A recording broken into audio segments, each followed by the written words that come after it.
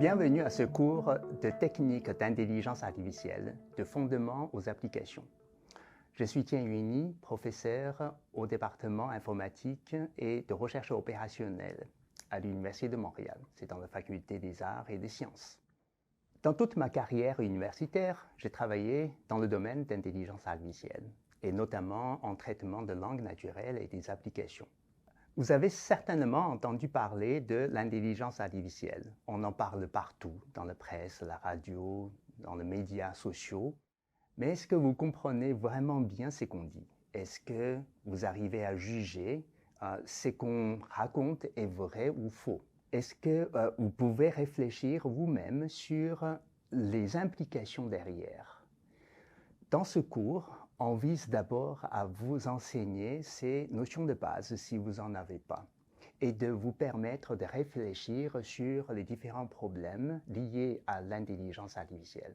Notamment, on va vous enseigner les concepts de base, des principes de l'apprentissage et avec ça, vous allez pouvoir juger est-ce que l'intelligence artificielle est capable de faire quelque chose ou non, selon ce que vous apprenez dans ce cours. Ça, c'est le premier groupe de l'audience qu'on vise à enseigner les concepts de base et les techniques de base à un grand public. Le deuxième groupe de l'audience qu'on vise dans ce cours, ce sont des étudiants qui veulent probablement orienter dans le futur en intelligence artificielle et de comprendre comment est-ce que les notions mathématiques sont utilisées derrière.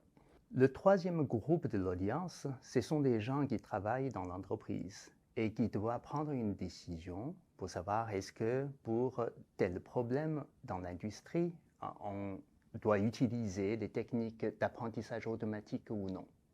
Et quels sont des facteurs qu'on doit considérer liés à ce projet-là. Dans ce cours, vous allez avoir des vidéos qui vous présentent les notions de base théoriques, mais vous avez aussi des tutoriels qui vous présentent les notions mathématiques pour mieux comprendre les notions d'apprentissage derrière, et aussi les tutoriels pour faire de programmation. Il y a également beaucoup d'exemples d'applications venant de différents domaines. Et vous allez apprendre comment est-ce que l'apprentissage va être utilisé pour traiter le problème de commerce électronique, de problèmes linguistiques pour analyser la langue naturelle, le français, l'anglais, pour traiter le problème en psychoéducation lié à la santé. Et il y a bien d'autres exemples encore.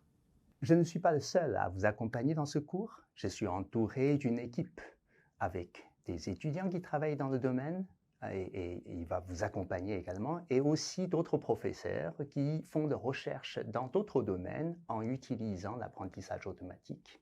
Nous avons aussi des développeurs dans l'industrie qui viennent partager de leur expérience dans des projets concrets d'application. De quoi on va parler dans ce cours? Il y a les concepts de base, le principe de base.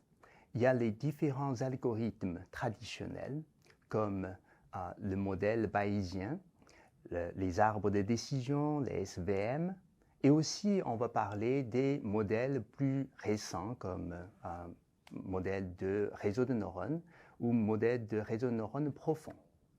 Nous allons aussi parler des projets industriels, à savoir quels sont des aspects à faire attention à considérer quand on lance un projet industriel. Vous n'allez pas seulement apprendre les techniques d'apprentissage automatique, mais également savoir comment juger l'applicabilité de ces différentes techniques et de analyser si un problème concret s'apprête à utiliser cet algorithme d'apprentissage ou pas. Je vous souhaite une bonne expérience d'apprentissage en notre compagnie.